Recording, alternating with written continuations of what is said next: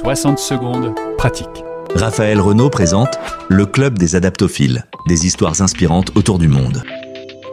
Bonjour les amis, je vous emmène aujourd'hui dans l'espace, plus précisément entre la Terre et la Lune.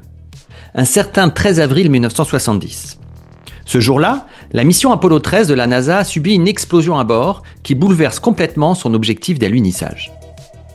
À partir de ce moment, tout bascule. Les astronautes, en plein vide spatial, doivent faire face à une situation critique.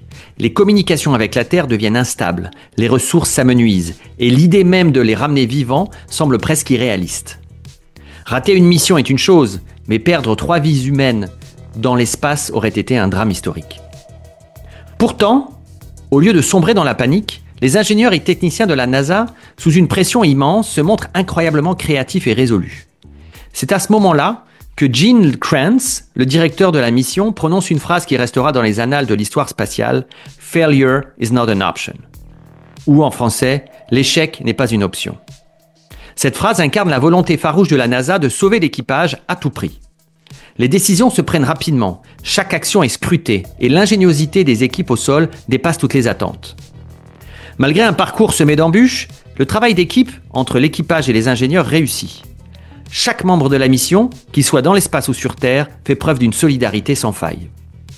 Le 17 avril, soit 4 jours plus tard, après une longue et difficile odyssée, l'équipage d'Apollo 13 revient miraculeusement sur Terre. Certes, ils n'ont pas foulé le sol lunaire, mais ils ont accompli un exploit tout aussi impressionnant, survivre ensemble à l'impossible. Alors la prochaine fois que vous aurez à gérer une situation de crise intense, ne baissez pas les bras. C'est votre manière d'aborder l'obstacle qui conditionnera vos chances de réussite.